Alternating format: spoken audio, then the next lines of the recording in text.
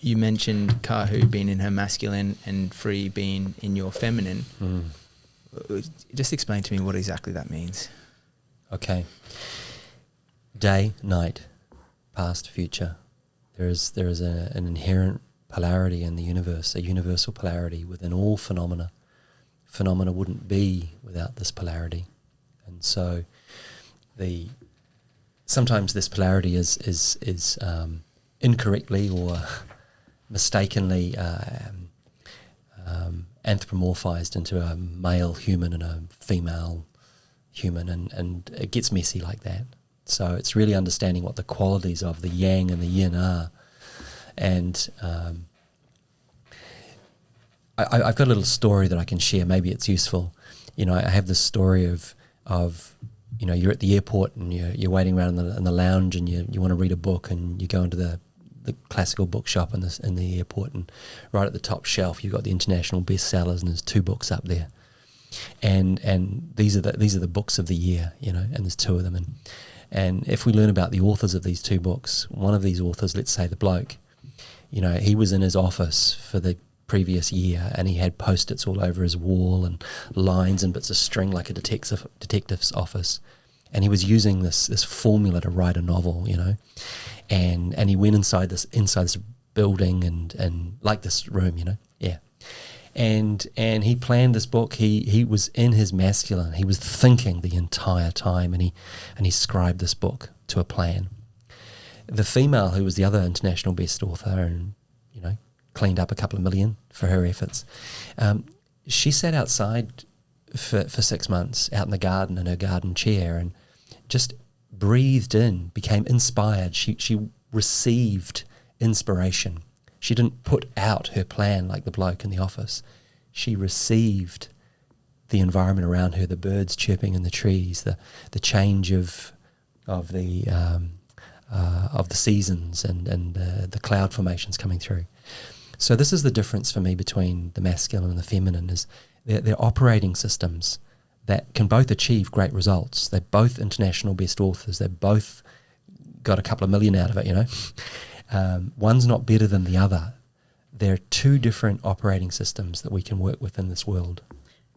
Yeah. How it looked for Free and I was that he was the guy with the tool belt, built the house, you know, had the farm, all of that stuff, and yet his operating system was cruisy. He'd wake up in the morning, oh yeah, I might just go and shoe a few horses, fix a bit of that fence, float on over here, eat some raspberries, you know, fix over there, just floaty.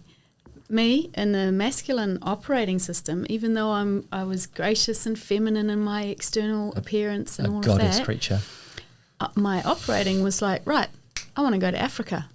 I'm going to travel to Europe now. I'm going to do this. I'm going to do that. Boom. Target, do it. Like that. So that's the difference of the internal operating systems that we're talking about. That's beautifully explained. I like that story. Yeah. Even Yes. in the way that we express things. It's actually, that's why it's very challenging to just, it's not as easy as ejecting the operating system, because it becomes us. We are it. It's our nature also. Free's poetic in his expressing. You know, I'm a bit more yang in my expressing. Direct. Just give you the points and the facts, and there's that. It's not got all the flowery bits, but, you know, there's space for that. Beautifully explained. And just to kind of highlight, essentially, I'm sitting with a man and a woman who are very much suggesting that their kind of software and the way that they behave psychologically and physically is kind of opposing in a sense, very much so. It's a polarizing opposite, and you're working towards exploring what that looks like to change it. And so when you're, you know, have so many decades in your life of repeating that pattern of that conditioning and of behaving or communicating and expressing in a certain way, it must be very difficult to change it, because it's easy to always fall back into those old ways of ingrained. So what kind of framework have you developed, or how do you navigate through that? Because it seems like you're both willing and choosing to work towards that shift and that change in your relationship, in your dynamic, and in yourself, when challenges arises, when you sometimes, as we all do, fall back into our old ways of behaving, how do you navigate through that and understand the other person and support them as much as support yourself? These are big questions. This is a life work.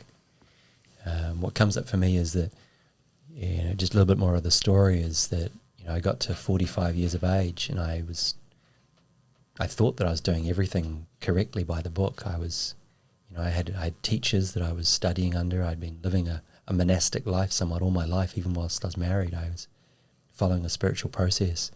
I got to 45 and it was that kind of like midlife crisis. Like, I'm doing everything right, but I just don't feel satisfied. What's wrong? This doesn't make any sense. I'm doing everything properly. And that's when I realized that I had an excess femininity and a deficiency of masculinity, or deficiency of yang in my being. I'd floated, like Kahu described, on a whim. I'd paid off the mortgage. I fluked it. I just floated around.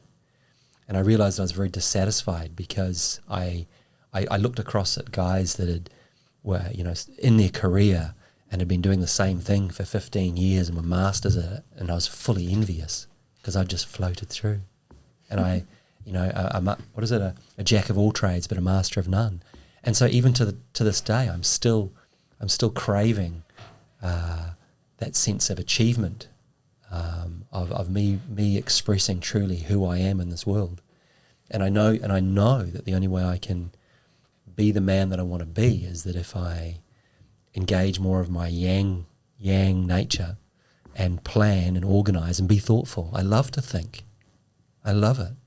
So it's using my thoughtfulness not to float around in philosophy, but using my thoughtfulness to plan my day, to scribe in my diary, and me do less of that.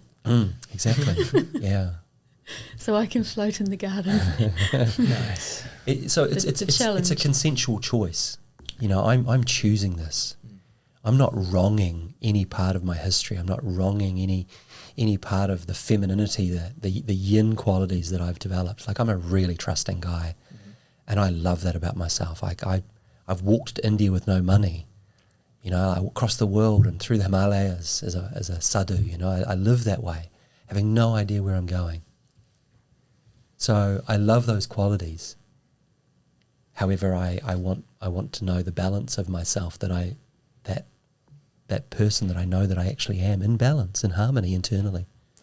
I really appreciate you guys sharing this, and I just wanted to invite anyone who's tuning in now, listening or watching this, as an opportunity. Obviously, you guys have been very open and clear around your reflection on yourself and your relationship, and it's an opportunity to explore in yourself, for those listening, what your tendencies may be, leaning towards one or the other, or maybe you're in perfect balance. But if you're anything like me or anything like a human being, it's likely we have, in different seasons of our life, maybe an imbalance in some ways. And it's just a great reflection to explore that within ourselves and in our relationship dynamic. And I remember one time you guys sharing this sort of relationship framework that has never been explored or shared across the world, and it really adds tremendous value to understanding ourselves and also our partners. And you kind of referenced the love language, which has gone viral across the world, which many people utilize and find value in, and as much do I. But this kind of, in your exploration, a framework that is beneficial for understanding our natural ways and conditioned ways of behaving. And relating. And relating. With another. Yeah. Maybe you want to share a little bit more on that. Yeah, sure. I could share the simplistics of it, that we've named this like the 4 relating ships, or the 4 styles of relating ships. So there's lovership, which is intimacy and, sexually romantic connection.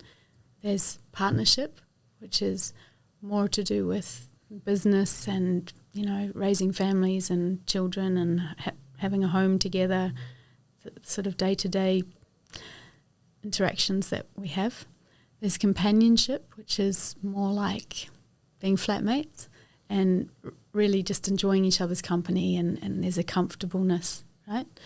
And then there's friendship, which is like, I really like to go hiking, and we do that together, or we go swimming or snorkeling. We do things together that we love.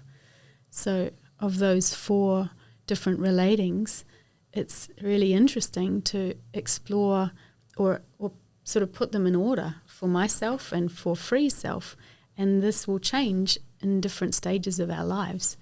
Like when I was, a teenager, it was all about lovership, just wanted to be a bed bunny. Oh my God, this is exciting. Everything's there, and companionship way down the list. But now as things change and I'm moving more towards perimenopause and stuff, it's like, there's also aspects of our partnership, our togetherness, which is very focused on partnership. We share businesses, we work together as therapists, we coach couples, we do a lot together in partnership. So the priorities change over time and depending on the circumstances.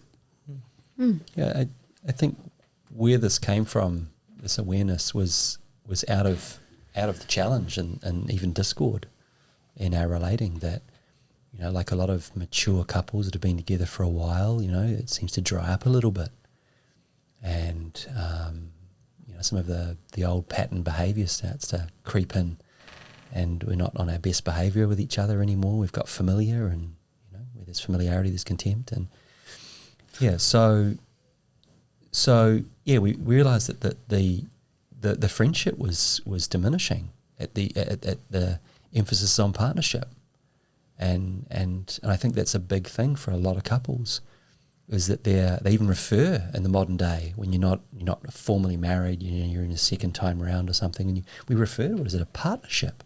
Well, that's like a business arrangement, and for a lot of people's situations, it's like that, and it dries up, and it's the juices dry up. Loving, because it's intimate. Because it's just transactional, transactional, and it's just keeping the machine alive, the security alive. She's got his house, she's got her house, and he's got his house, and they pull their resources, second marriage, and all this sort of thing. This is a lot of our peer group, and they're not married; they're just in partnership.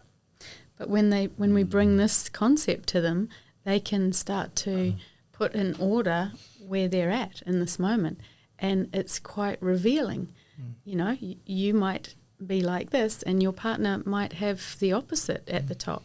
And it's like, okay, so how are we going to meet each other in that, when your main focus is business and partnership and hers is, romance and intimacy, let's say.